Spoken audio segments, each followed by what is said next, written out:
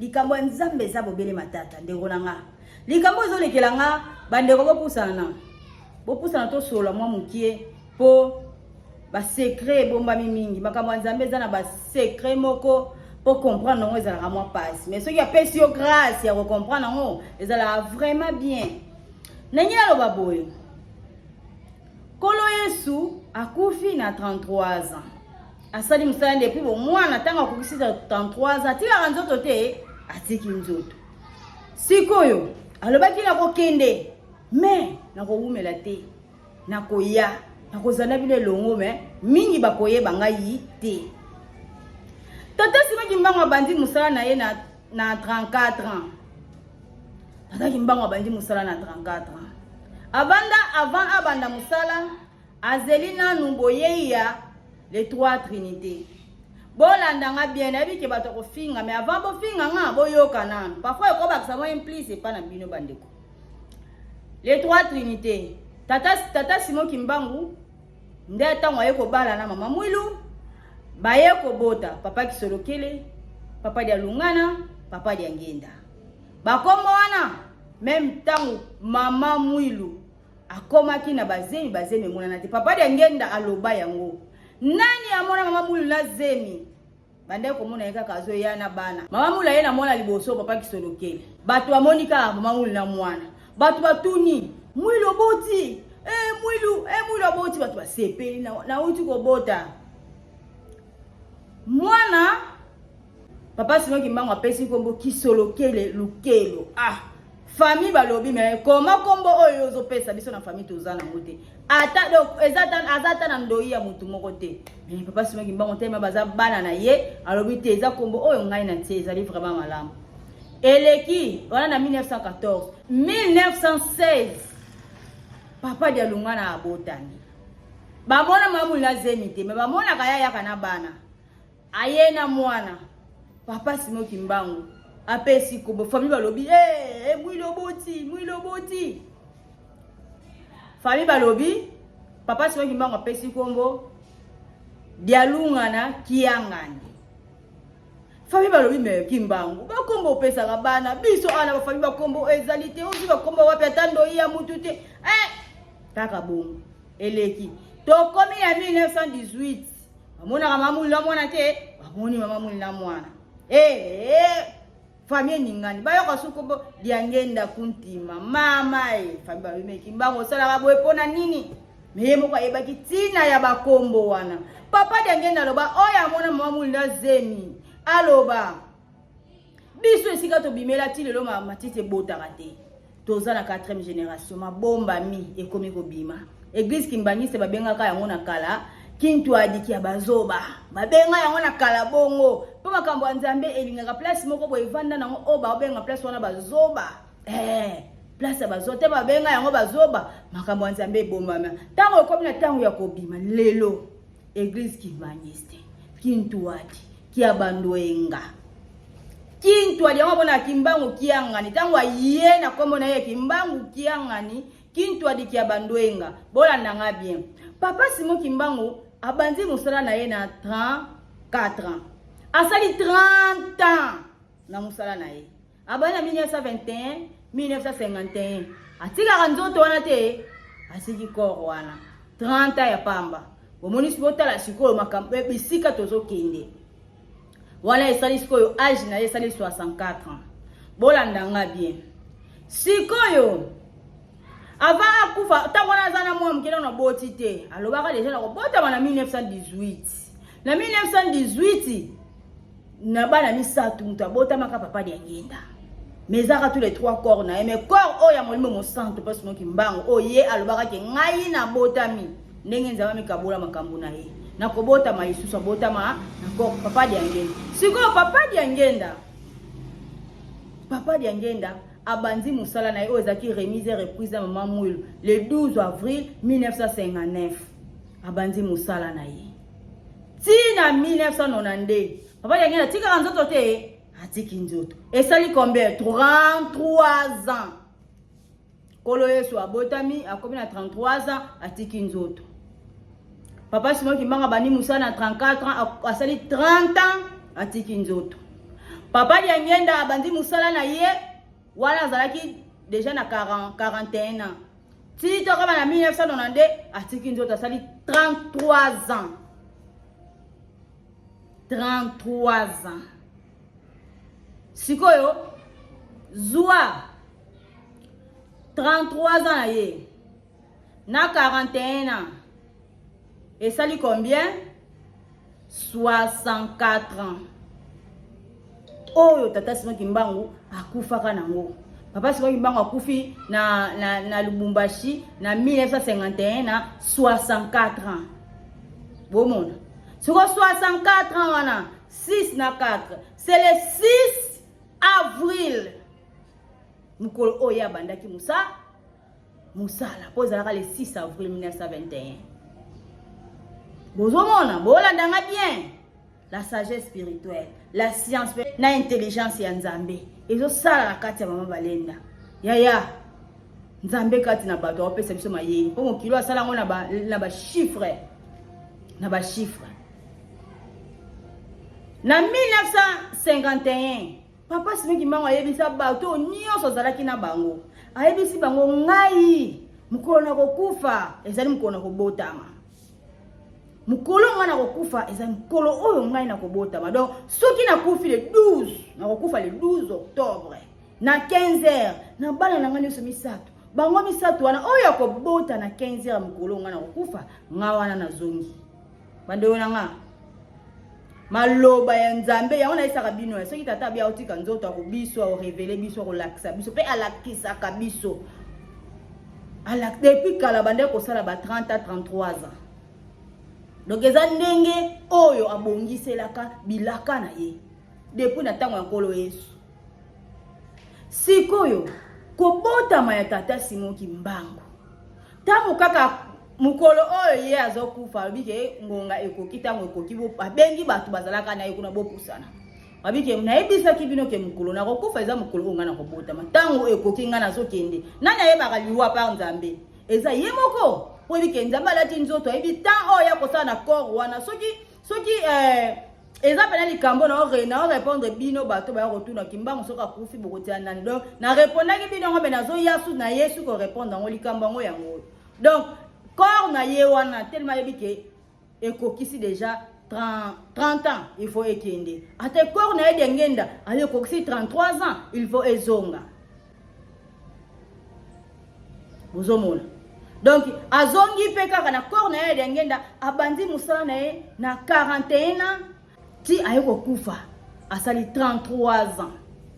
33 ans. Sikoyo tango Papa Simon Kimbangu azokata alobi ke ngonga ekoki abeti libumu koto 3 fois abeti koto 3 fois alali baningisa papa zola mukate papa akei babenga na kama boye mwasa papa da lungana bota kate aboti na wana aboti donc soki ke wana papa da lungana aboti mwasa papa da lungana 15 wana kaka juste ba wana soki abota maka mwasi angeza likamsusu ya bota mipe kaka na oyo tata imoko atikaka azongi bapesi ko Kimbangu papa Simon Kimbangu kiangani bano beka Kimbangu Simon Kimbangu mekiangani ba ko baksa tellement ke abota makina papa de lungana kiangani nde bateke kiangani mekiangani wana pe eza important papa pesa ka yango ye moko Nzambe apesa ka bakombo wana na tina sikoyo to calculer banzambe misato to banzambe misato na kati ya mutu moko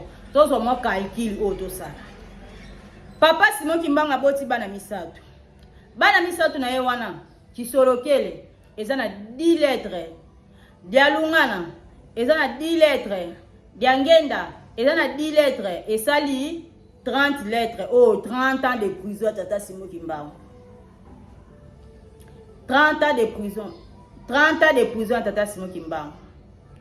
Sikoyo tokotana papa kisolokele comment les as kisolokele lukelo tokoti ko na lukelo botala ngo bien tokoti lisusu papa da lungana comment les as da lungana kianga to susu kiangani et après tokoti susu na papa da ngenda kuntima to susu kuntima lukelo kiangani kuntima et bimisi 21 lettres so tali ba lettres wana bimisi 21 wana ezali na date oya bandaki musala 1921 21 wana. Surtout aujourd'hui 30 ans de prison na ye. Na 21 wana to sangisi yango esali combien? 51. 51 ezali date oya kufa pe mbotama 1951. Kufa pe mbotama na ye esali 1951. Sikoto to longwana ba 1900 wana esko ba chiffre wana ya suka wana 51. Ezali mbotama pe kufa 51 wana.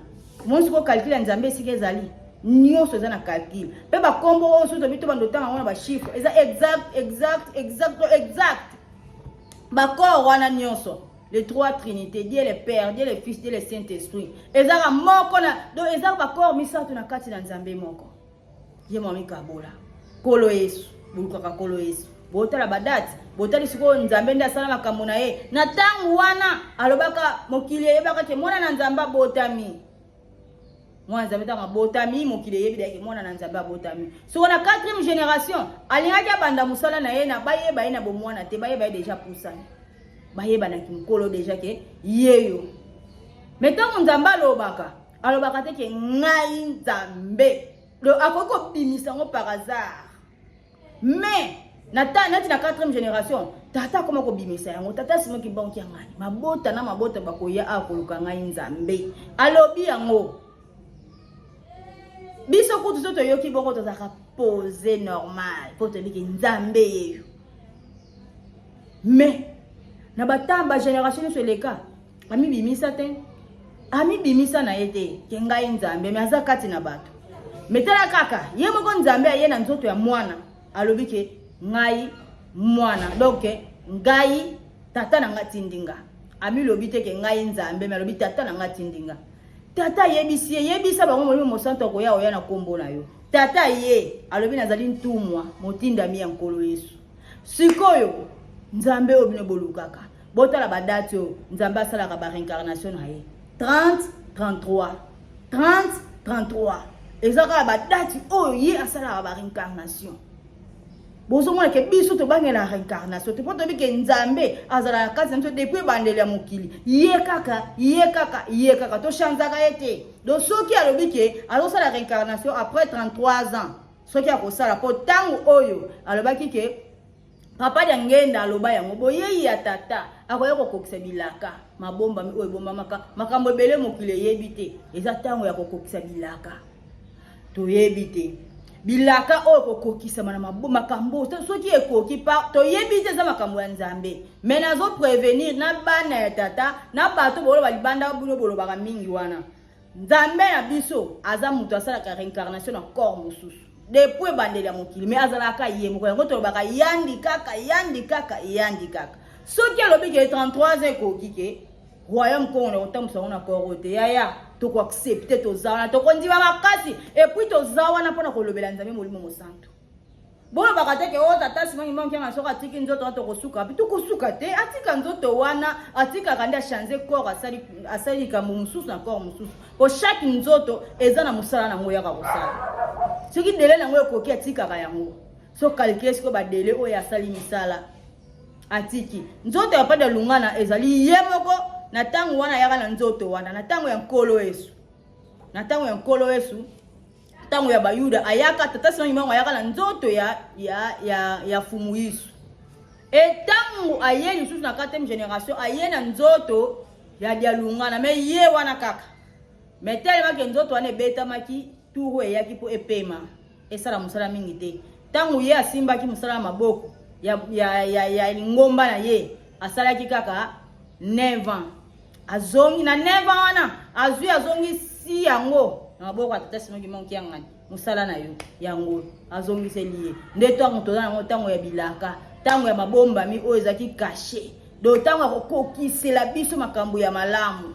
yango ndeto olinga papa akene na mbanza Kongo po akangola biso bayindo esika mokili banda tozwa sagesse spirituelle oyo biso bayindo tozana ngote mais biso bakimbangiso tozalaka na sagesse spirituelle po tozwa bokonzi likolo liboso na bino bakimbangise oyo ya nzambe po bana ya sata pe bazakuna bazali ko bundisa musala ya tata mais biso bana ya nzambe oyo ya pona to salela ye to sana pona ko défendre ye soka biki na otika nzoto o lelo oui papa yo kaka nzoto nyoso kolata to zana yo Pour banda yango bongo depuis bandela mokili o chanzaka déjà ba corps eza problème te kolo tozana pour la défendre nzambe na ngai tokoyeba ye na elongi mususu na corps mususu e dérange biso te waza nzambe na biso e ndenga bongisela makambo na ye vous comprendre botala siko calculer union so comprendre siko kolo yesu azalaka na biso na batana ye kaka wana lo soki akoki kaka fois changer corps pour la nini tata simoki mbango asali kaka 30 ans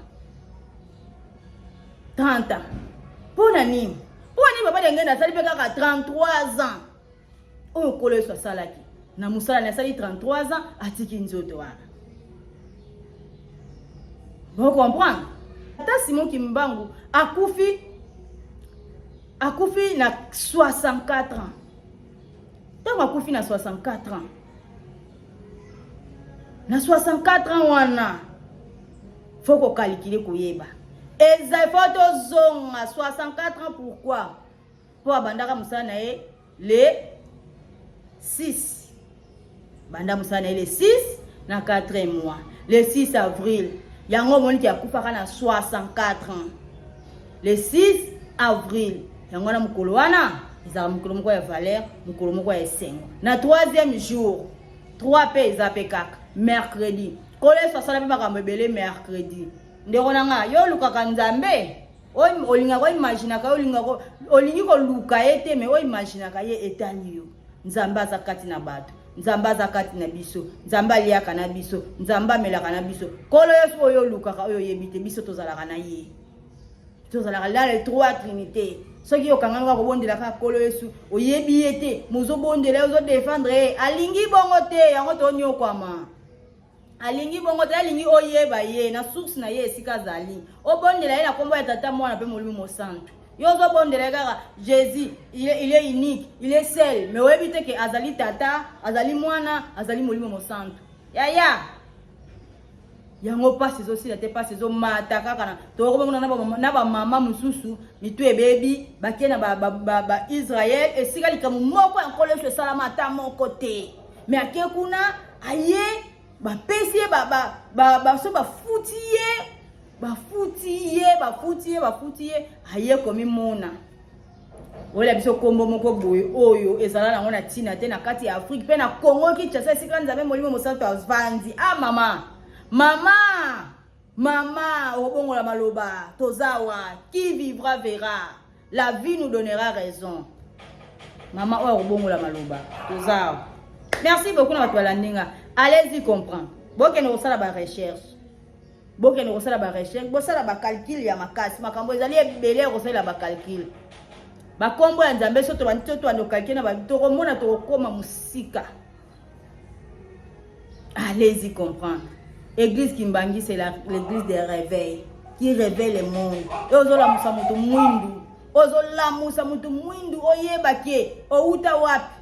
Église Kimbangi. Église de réveil, wana, eza église de réveil, eza ba gablo, ba ngomba o eyaki pona ebebisa, étouffer eloko ya nzambe esika nzambe avandi na kati ya mokili. Mais nzambe ata bo étouffer yango suka et la mukakaka.